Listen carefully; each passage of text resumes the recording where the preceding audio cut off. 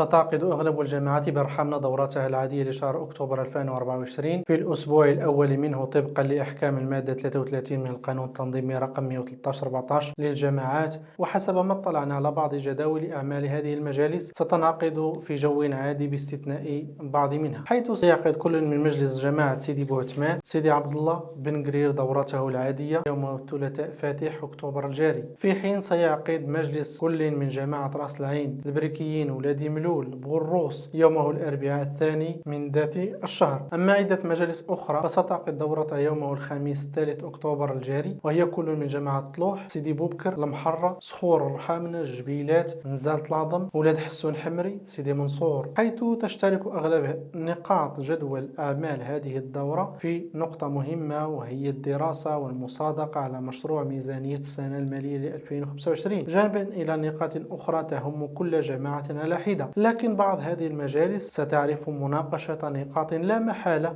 ستغير من مسار هذه الأخيرة فيما تبقى من الولاية الانتدابية الجماعية الحالية 2021-2026. وهكذا فإن مجلس جماعة ولادي ملول سيتداول في عدة نقاط من بينها المصادقة على إقالة كاتب المجلس من منصبه السيد بوجمع الخضر، هذا الأخير الذي نشر على حسابه الشخصي عبر منصة التواصل الاجتماعي فيسبوك تعليقا على هذه النقطة يقول: هذه النقاط دورة أكتوبر 2024 لجماعة ولادي ملول، ومن بينها نقطة إقالتي من كاتب المجلس بدون مبرر أو مخالفة أو تعطيل لمصالح الساكنة، والسبب هو رفع دعوى قضائية ضد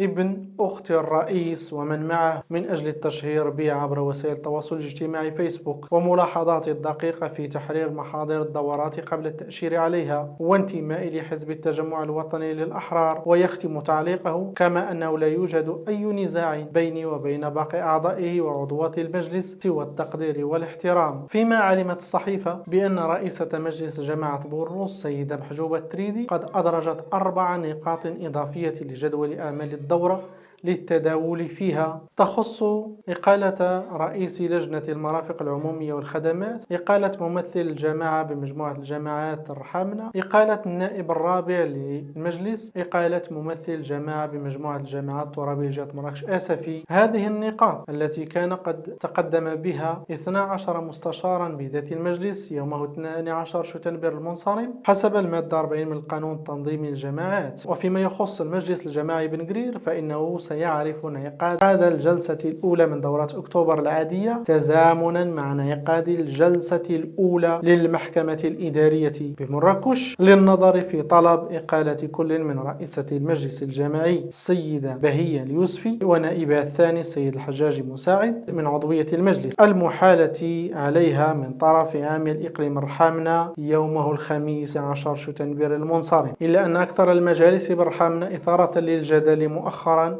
والذي يترقب عدد كبير من متابعي الشأن المحلي بالإقليم مخرجات هذه الدورة هو المجلس الجماعي جبيلات، حيث يعرف تداول حول عدة نقاط: تقديم استقالة رئيس المجلس الجماعي السيد عبد اللطيف الصغير، هذه النقطة التي تم إدراجها وجوبا ضمن جدول أعمال هذه الدورة بمراسلة عاملية إلى رئيس المجلس بتاريخ 24 شتنبر 2024 تحت عدد 2309. تجدر الإشارة إلى أن 16 عضو من أعضاء المجلس الجماعي جبيلات من أصل 17 كانوا قد تقدموا بملتمس مطالبة رئيس تقديم استقالته وإدراج ذات الملتمس في جدول أعمال الدورة بتاريخ 19 غشت المنصرم تنفيذا للفقرة الأولى والثانية من المادة 70 من القانون التنظيمي للجماعات، التي تشير إلى أنه بعد انصرام 3 سنوات من مدة انتداب المجلس يحق لثلثي أعضاء المجلس المزاولين لمهامهم تقديم طلب إقالة رئيس المجلس. وتضيف ذات المادة: إذا رفض الرئيس تقديم استقالته جاز للمجلس في نفس الجلسة أن يطلب بواسطة مقرر يوافق عليه بأغلبية 3/4 الأعضاء المزاولين مهامهم من عامل العمالة أو للإقليم إحالة الأمر المحكمة الإدارية المختصة لطلب عزل الرئيس، حيث تبت المحكمة في الطلب داخل أجل 30 يوما من تاريخ توصلها بالإحالة. تجدر الإشارة إلى أن مراسلة عامل إقليم الرحامنة رئيس المجلس الجماعي الجبيلات بإدراج هذه النقطة وجوبا في جدول أعمال هذه الدورة جاء